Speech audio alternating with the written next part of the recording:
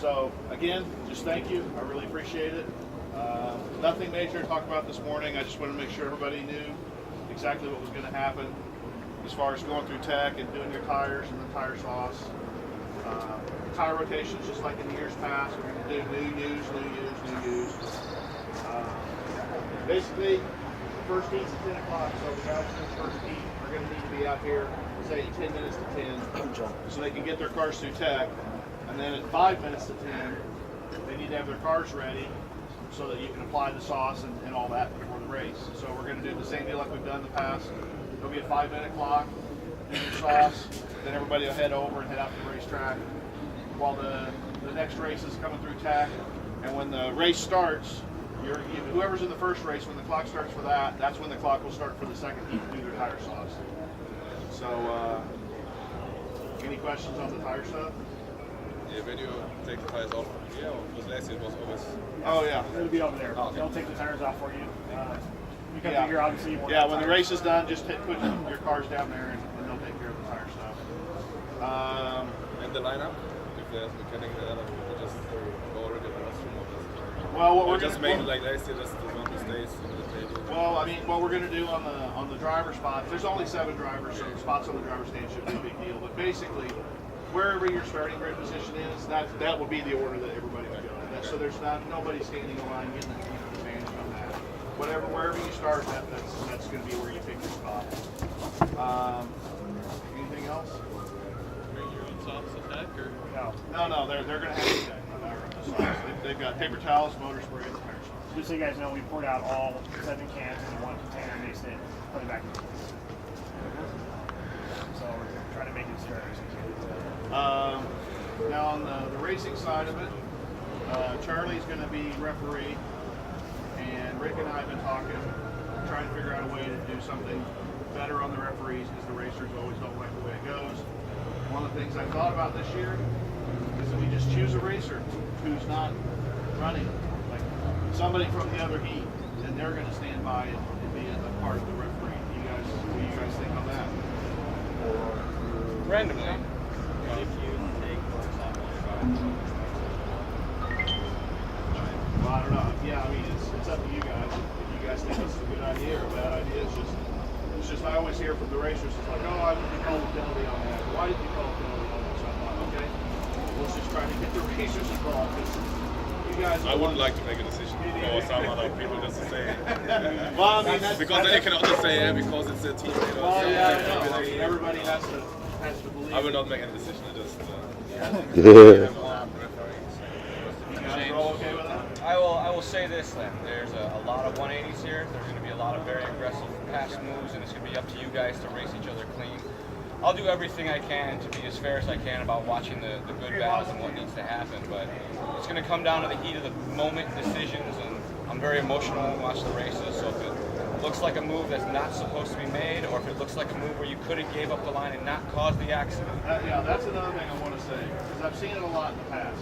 If the car is leading and he opens up and the other car goes to the inside, the guy on the outside tries to dive back down to take it back away from him, and there's a contact, that's as much on the guy on the outside. Like, the guy on the outside is probably going to be the one that gets wrecked, but in my mind, the guy on the outside is the one that really caused the accident.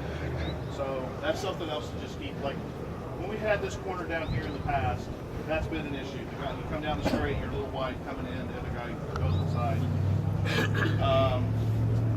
The other thing that we had happen last year, we haven't 100% figured out what we want to do, so I'm going to ask you guys what you guys think.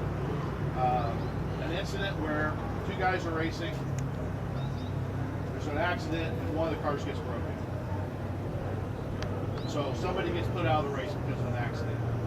How do you guys think that should be handled? Depends on the question. Well, I know. Like the move from Ayato on him. Well, I didn't want to say one. any names, but yes. God. Rick had proposed that we penalize the guy by taking away a starting spot in the next heat, but myself, I would rather put some kind of penalty on the heat that it happens in, so he doesn't get the points for doing something desperate. The other thing too is what if something happens in the last heat, there's no way you can penalize somebody to start from the next one. So So if something happens, I'd rather be on the spot. About like in just Formula see 1, There are two things left of my bunk.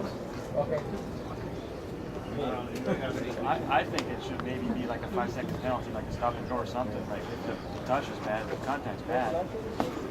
The problem last year is that Ianto ball had such a big lead that I know. Adam broke him, and then He stopped and tried to wait. there's no one to wait for. If you do a stop and go, he's still going to have a big lead.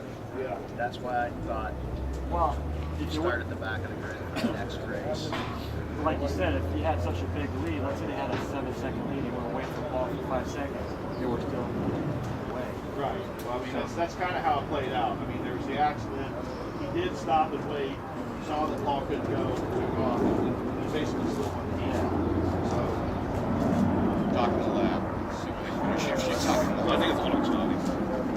He can You guys. That's not going to happen this weekend, right, boys? We're not desperate. We're out here to put on a good show. You guys are going to race each other clean, so we don't have to worry about stuff.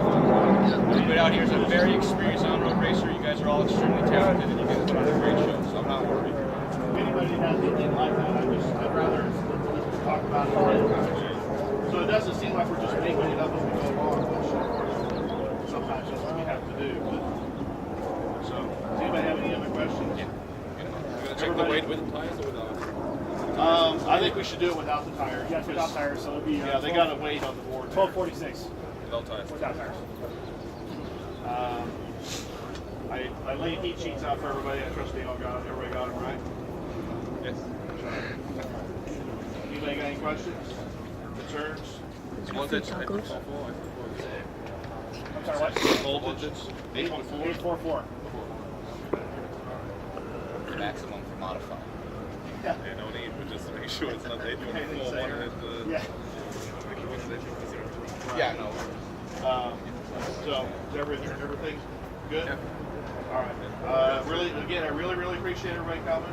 Hope everybody has a good time. And go prepare. All about the show, boys. Woo! Let's get it on. Woo, free tacos. No free tacos. Who says free tacos?